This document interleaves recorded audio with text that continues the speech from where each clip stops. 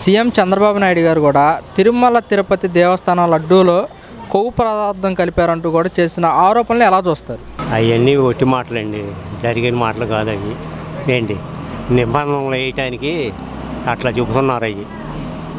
అవి పథకాలు ఇవ్వాలంటే ఇసుమంటి మబ్బులో పెట్టి ఆ పథకాల గురించి మాట్లాడుకోకుండా జనాన్ని ఈ రకంగా చేస్తున్నారు.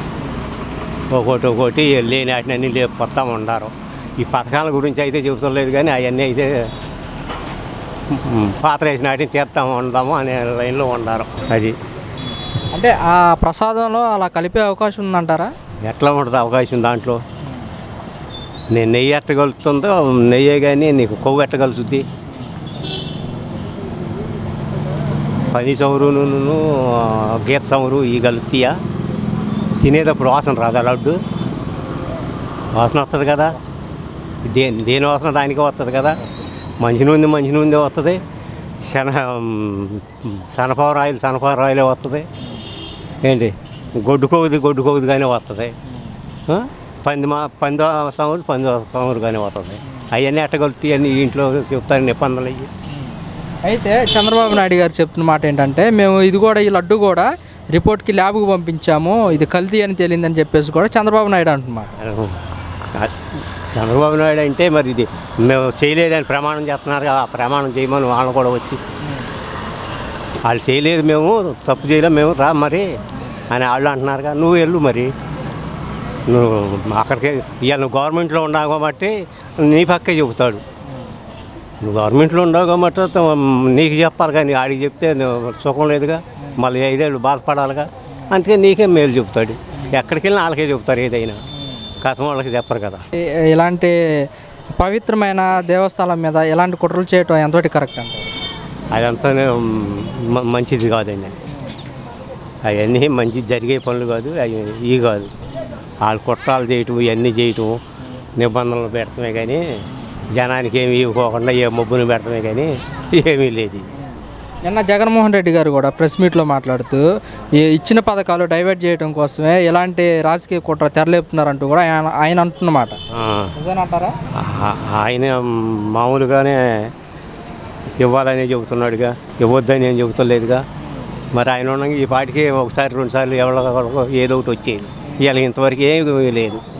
ఏంటి మరి అట్లాగే ఉంటుంది. అది కాదండి, వైసీపీ వాళ్ళు కూడా అంటున్నమాట ఏంటంటే, ఈ లడ్డు ప్రసాదం కూడా ల్యాబ్కి రిపోర్ట్లు పంపించుకోకుండా ఒక ఫేక్ న్యూస్ క్రియేట్ చేస్తున్నారంటూ కూడా వైసీపీ అంటున్నమాట. ఇక అదే చెప్తున్నా, గవర్నమెంట్ అటు ఉంది కదా, అటే మాట్లాడుతూ ఉంటారు. రెండోది ఏమీ లేదు. ఇక వైసీపీ వాళ్ళు చెప్పినా అంత అటు పక్క ఉంది కదా, అటే చెబుతారు. సార్, తిరుపతి లడ్డు ప్రసాదంలో కూడా కొవ్వు పదార్థం ఉపయోగించారంటూ కూడా సీఎం చంద్రబాబు నాయుడు గారు చేసిన వ్యాఖ్యలను ఎలా భావిస్తారు? కలిపారు కనుక కలిసింది కనుక అంటారు, లేదా ఎందుకంటే ఊరిని ఎందుకంటారు? ఇప్పుడేది పొగరాదుగా.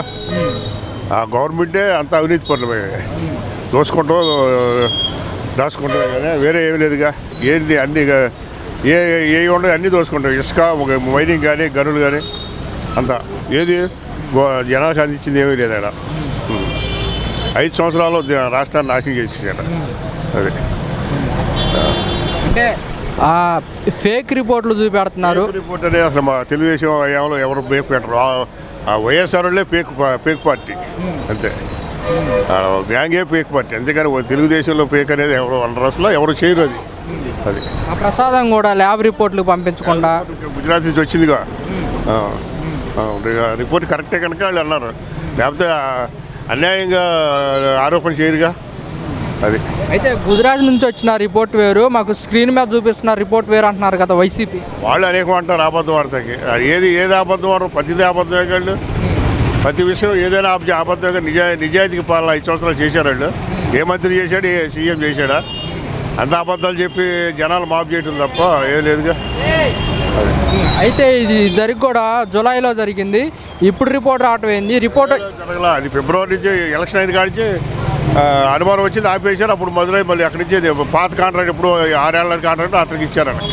అది అంతేగానే ఎప్పుడు జరగలేదు. అది వాళ్ళ గవర్నమెంట్ జరిగింది, వాళ్ళకి అనుమానం వచ్చి ఆపేశారు. అప్పుడు పంపిస్తే గుజరాత్లో రిపోర్ట్ వచ్చింది. అది జూలైలో జరిగితే రిపోర్టు జూలై 23న వస్తే సీఎం చంద్రబాబు ఇప్పుడు అడగటం ఏంటని కూడా జగన్మోహన్ రెడ్డి గారు అంటున్నమాట. జగన్మోహన్ రెడ్డి అన్ని నీతి వాక్యాలు చెప్తాడుగా. అది ఉండగానే ఫ్లైట్లో తిరిగాడు. ఇప్పుడు మరి ఎందుకు వస్తున్నాడు రోడ్డు మీదకి? ఉండగా పట్టాలు కట్టాడు, వర్షాలు కట్టడం, చెట్లు అది ఫారెస్ట్ అన్నీ అయిపోయి ఇప్పుడు రోడ్డుకి ఇప్పుడు వెళ్తున్నాడు. ఇప్పుడు ఎవరు కొట్టరా? పదపోయేపాటికి అవి గుర్తులేవా? పట్టాలలో చెట్లు నరకటం. ఒక చెట్టు నరకాలంటే ఇప్పుడు పెంచాలంటే 100 ఏళ్ళు పట్టుద్ది, నరకాలంటే 1 గంట పట్టదు. మరి ఎందుకు ఏం పని అది? చెట్లు పోషించాలి, నరకమని కాదుగా. సరే కాదండి, వైవి సుబ్బారెడ్డి గారు కూడా చెప్తున్నారు. సుబ్బారెడ్డి జగన్ బాబాయ్గా, ఆ కోటలో కూడాగా, బయటోడు కాదుగా. వైఎస్ఆర్ పార్టీలో ప్రతి ఉండ నాయకుడు, ఏ నాయకుడు అయినా సరే అదే పాట పాడతారు అంతే. అంటే లడ్డు ప్రసాదంలో ఎలాంటిది కల్తీ జరగలేదు. జరిగేది ఎవరు చెప్తారో ఎవరో చెప్పరు. అన్యాయంగా తీసుకెళ్ళి అపాండం ఎరిగా, దేవుడి మీద అపాండం ఎరిగా, ఇదేంటో దోసుకోవాలా? ప్రతిదీ పర్సంటేజేగా. నీతి నిజాయితీగా చేస్తే ఇంకా నీకు బాగా 150 పెడితే మళ్ళీ 150 140 అయ్యాను వచ్చాయిగా. 11 దాకా తీసుకొచ్చారు. ఎందుకు తీసుకొచ్చారు? ఎవడు తట్టుకోవాలి? ఎవడు గట్టిగా మాట్లాడితే తీసుకెళ్ళి పోలీస్ స్టేషన్లో మాట్లాడే అంతే. ఇప్పుడు జరగదు. 100 రోజుల్లో ఏమన్నా పోలీస్ స్టేషన్ పట్టుకెళ్ళారా? ఎవరు బాగా గట్టిగా మాట్లాడితే తీసుకెళ్తాం, ఎఫ్ఐఆర్ బుక్ చేయటం, ఇక్కడ తీసుకెళ్ళి ఇంకో జిల్లాలో మారేయటం. అది ఇప్పుడు జరగదే కాదు. వైసీపీ వాళ్ళు కూడా అంటున్నారు కదా, వైసీపీ వాళ్ళు కూడా కక్షపూరిత చర్యలు చేస్తున్నారని చెప్పేసి కూడా వైసీపీ అంటున్నారు అనుకుంటారు. వైసీపీ జగన్ అన్నాడు 36 మంది చంపాడు అని. ఎవడు చంపారు ఇవ్వమన్నారు? లిస్ట్ ఇవ్వలేదే 36 మందినే. ఎవరు చచ్చిపోయారు? ఒకడే. అది వాళ్ళు గొడవలో చంపుకున్నారు. తెలుగుదేశం చంపలేదుగా. తెలుగుదేశం 3 చచ్చిపోయారు. మరి దాన్ని ఏమంటారు? 36 మంది అన్నవాడు. మరి 36 మంది పేర్లు ఇవ్వచ్చుగా. హోమ్ మినిస్టర్ అడిగితే ఎందుకు ఇవ్వడం? నీతో నిజాయితీ ఉంటే ఇవ్వచ్చుగా పేర్లు. ఇప్పుడు ఇది ఉంది లడ్డూది, దాన్ని నీతి నువ్వు చేయలేదు, అక్రమం చేయలేడు, మరి నిరూపించుకోవచ్చుగా. ఇప్పుడు 5 సంవత్సరాలు మీటింగ్లు పెట్టలో, ప్రెస్ మీట్లు పెట్టలో, ఇప్పుడు ఎందుకు పెడుతున్నాడు? త్వరగా ఏమైపోయి ఢిల్లీ వెళ్తాం, ఇంటో దూరం వెళ్తాయి కానీ ప్రెస్ మీట్లు ఏమైపోయి. తిరుమల తిరుపతి దేవస్థానం లడ్డూలో కూడా కోపరాధార్థం కలిసిందంటూ కూడా చంద్రబాబు నాయుడు గారు చేసిన ఆరోపణలు మీరు ఎలా భావిస్తారు? నిజమేనని అనుకుంటున్నాను. లేకపోతే ఆయన ఎందుకు అబద్ధం ఆడతాడు? ఇప్పుడు అది రిపోర్ట్లో వచ్చితేనేగా మాట్లాడింది ఆయన. లేకపోతే మామూలుగా ఎందుకు ఊరుకుంటారు? ఈ పార్టీ చంద్రబాబు నాయుడిని పీకేవాళ్ళు ఏంటి, నువ్వెందుకు ఇట్లా చేస్తున్నావు అని. అందరూ నిజమేనే అంటున్నారు. ఎక్కువ 190 మంది. మతం ఏదేం చేస్తాడనేది ఉంది జనంలో. అది అయితే జూలై 23 వచ్చిన రిపోర్ట్ని ఇప్పుడు చెప్పడం ఏంటంటూ కూడా వైసీపీ అంటే అది రుజువులు తెలుసుకోవాలిగా. ఇప్పుడు రాబట్టింది. ఇప్పుడు రుజువులు ఈ రిపోర్ట్లు వచ్చినాయి కాబట్టి ఇప్పుడు దాన్ని బయట పెట్టారు. ఇప్పుడు అప్పటికప్పుడు ఆడేమన్నాడు, ఎమ్మెల్యేలను కూడా మీరు ఎవరిని ఏమనొద్దు, చట్టం దాని పని అది చేసుకుంటుంది. అంతేగాని మన వాళ్ళకి మళ్ళీ తీసుకెళ్ళి లోన గదుల్లో వేసేసి కొట్టేస్తాం అట్టా చేయొద్దు ఏంటి. మనం మామూలుగా అది తప్పు అని అంటేనే ఎవరినైనా చట్టం ప్రకారం మీరు ఎవరినో మాట్లాడటానికి లేదన్న. అయితే వైసీపీ అంటున్నమాట, ఈ రిపోర్ట్లు ల్యాబొరేటరీకి పంపించకుండా, అంటే లడ్డు ప్రసాదం ల్యాబొరేటరీకి పంపించకుండా ఫేక్ న్యూస్ క్రియేట్ చేస్తున్నారంటూ కూడా వైసీపీ అంటున్నమాట. మరి ప్రతిపక్షంగా అంటది ఏం చేస్తాడు? నిజం ఒప్పుకుంటాడా? ఒప్పుకోలేడుగా. కాదు, రిస్కొండలో ఈ గట్టిని ఒప్పుకున్నాడా? ఏ ఒప్పుకున్నాడు? పడవలు 3 పడవలు వస్తే ఒప్పుకున్నాడా?